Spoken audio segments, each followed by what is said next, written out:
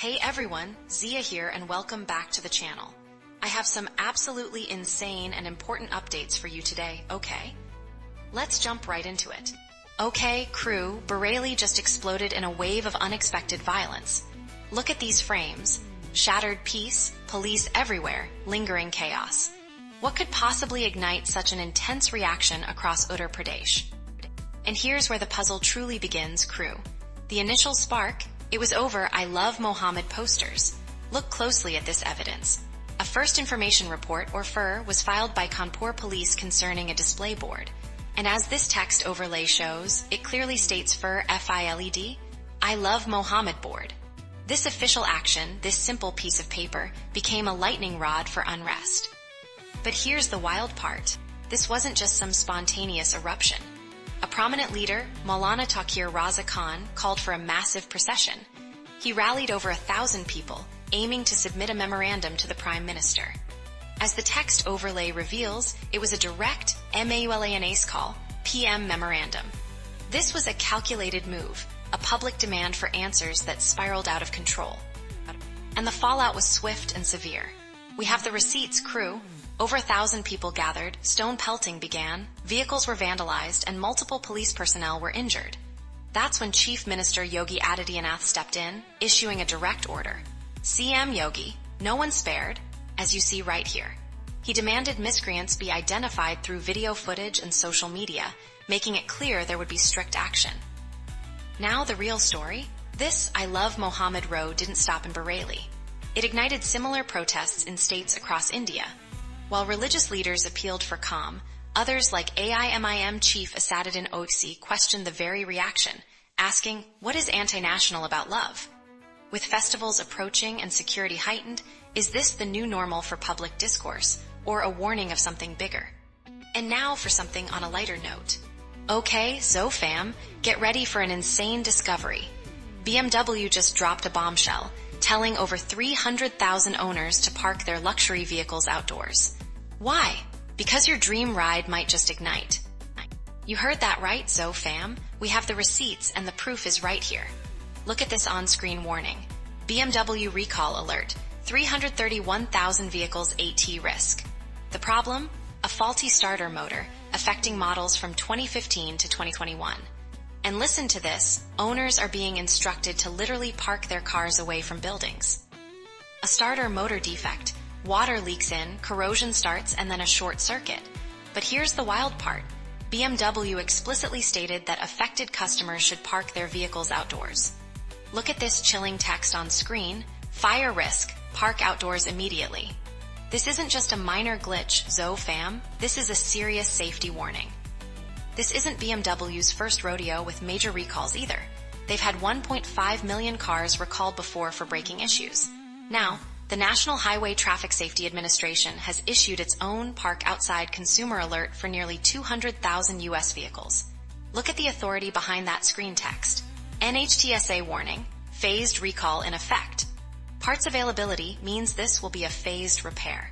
The public reaction has been fierce. So what's your take on this, Zo fam?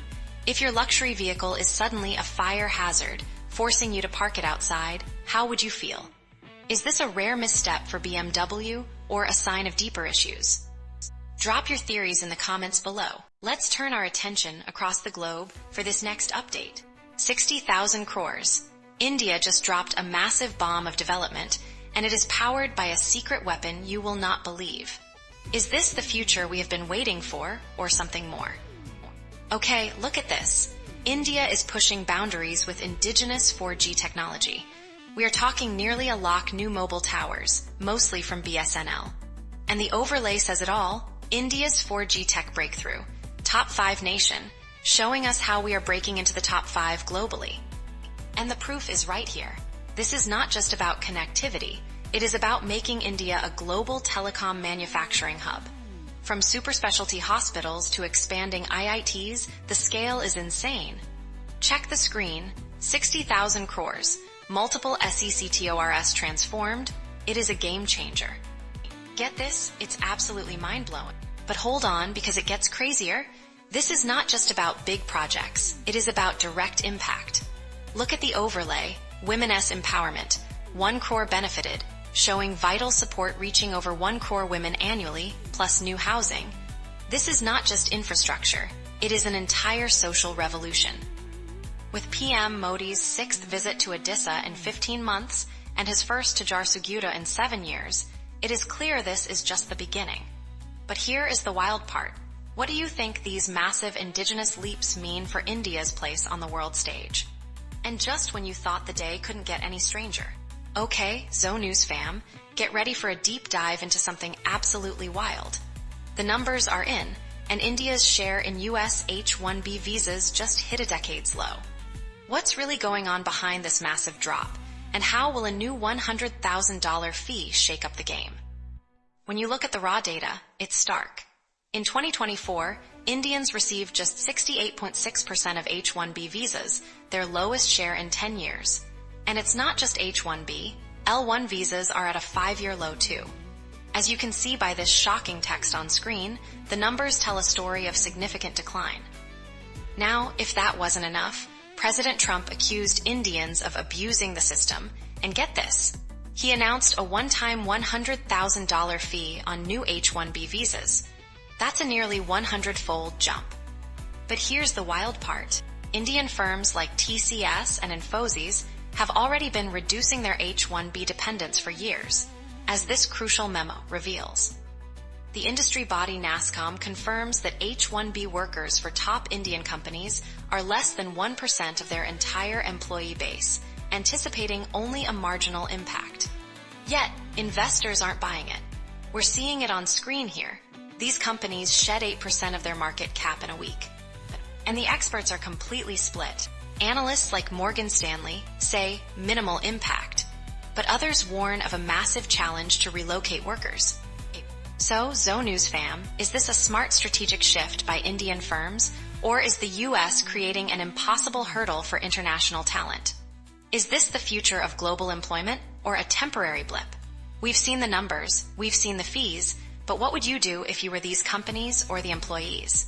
Drop your theories in the comments below. Alright, that's all for today. Don't forget to hit that button. It really helps the channel out. Thanks for watching, and I will see you in the next Zo News.